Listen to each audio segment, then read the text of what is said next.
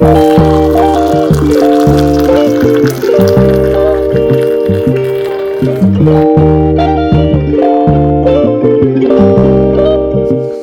everyone.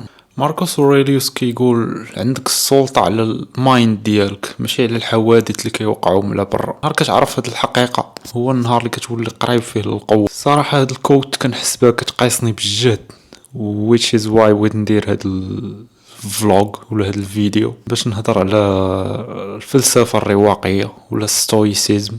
غنبقى نقولها ستويسيزم حيت الرواقية كتجيني شوية ملعتمة في النطق ديالها، واصلا كتبان بحال زعما شي حاجه جايه من شي كوكب اخر. هي فلسفه اللي المبادئ ديالها ايزي تطبقهم في حياتك واي واحد يقدر يطبقهم، وغادي تلاحظ فرق كبير من غادي تبدا تطبقهم. ما وقع معايا انا. شنو هو ستويسيزم وكيفاش نقدر نابلايه في الديلي لايف ديالي؟ اول حاجه ستويسيزم هي واحد الفلسفه اللي بانت هذه 2000 عام تقريبا في الجريس اليونان جو بونس، واللي دارت حاله من بعد في العصر الروماني. بانت على يد واحد الساطل اللي سميتو زينو، ومن بعد مئات ديال السنين غادي ادوبتي هاد المبادئ ولا هاد الفكر كل من ماركوس اوريليوس وإبيكتيتوس، وغادي يزيدوا يتعمقوا في هاد الفلسفه هادي. فالستويسيزم عنده جوج ديال لي بيلي اللي تيوقف عليهم، اللي بلونغلي كنقولوا ليها دايكوتومي اوف كنترول.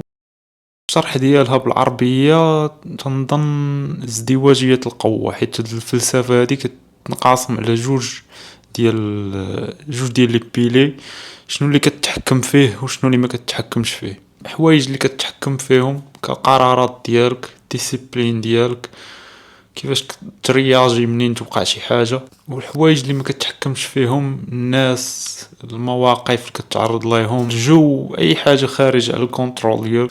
والصراحه اللي زوين في هاد الفلسفه هادي هو انك تحس بها مديوره للعصر ديالنا ديال هاد الوقيته، وخا يبان شحال هادي بنادم ولا سوفت بزاف. اول حاجه كتوقع عليه كتلقى كيتشكى، كيتلقى ديستراكشنز بزاف، مقارنات. هاد الفلسفه هادي كردك باورفول، كتبقى ماشي اي حاجه كتجي كتزعزعك، كتخليك مركز على الاهداف ديالك. وفي نفس الوقت كتعنيش انه تولي كولد ولا الايموشنز ديالك تقتلهم، ولا كتولي واعي بشنو عندك الكنترول عليه، وهو اللي كتحاول تحسن منه وتحاول تخلي اللي ما عندكش الكنترول عليه ما تضيعش الانرجي ديالك فيه. حاجه اللي كتخليك تحرر وتكون ديال بصح باورفول، حيت كتكون انترنال ماشي شي حاجه اللي على برا، كتكون من الداخل ديالك. فالحاجه اللي كنصح بها اي واحد في الحياه اليوميه ديالك فاش تعرض لاي موقف ولا اي حاجه كما كانت، تسول راسك جوج ديال الاسئله: واش كنكونترولي هادشي اللي وقع ولا ما كنكونتروليهش؟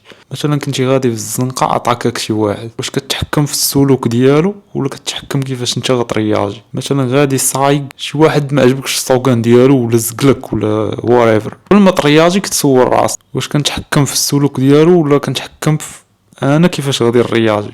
وهذا الشيء هو اللي كيخليك تحرر ديال بصح، كيكون نابع من الداخل ديالكم مبني على الصح. فشنو هي العلاقه ديال الستويسيزم بالرانينغ which is my expertise؟ بالنسبه لي انا الرانينغ كان هو الحاجه اللي خلاتني نفهم الستويسيزم ديال بصح، حيت كتهضر مع راسك وكتواجه داك الصوت اللي فيك الداخل اللي تيقول لك حبس، اللي تيقول لك اليوم بلا ما نمشيو نجريو، واللي تيقول لك صافي رجع للدار البرد. الصوت اللي كيهضر بزاف والصوت اللي كيشوش عليك وما كيخليكش تفهم شنو طاري فيك، وكيخليك تاخذ قرارات اللي ما انت اصلا ما باغيهمش، غير كتصرف فيهم كما تنقولوا. المهم كتواجه هذا الصوت هذا وما كتخليهش يغلبك. الجري كنصح به لانه تيخليك تهضر مع راسك، كما كنقولوا you tame that voice. you tame، شنو هي you tame بالعربيه؟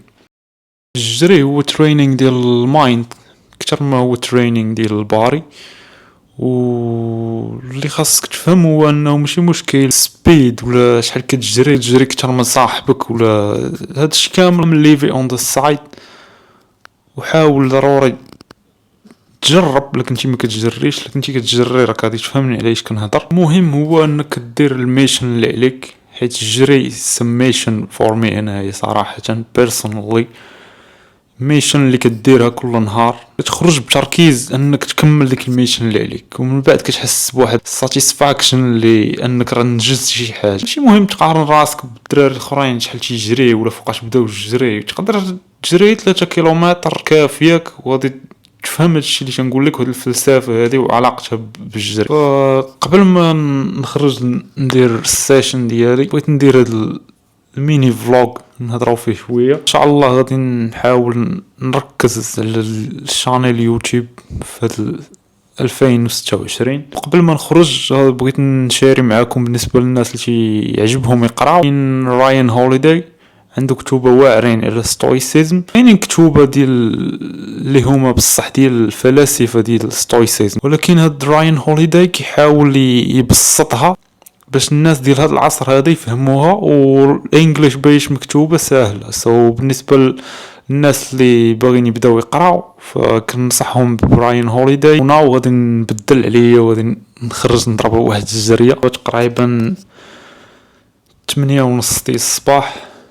كاين البرد واحد شويه، ولكن غادي نخرجوا نديروا الميشن كما قلت، ونشوفكم من بعد ونمشيو نوجد راسي.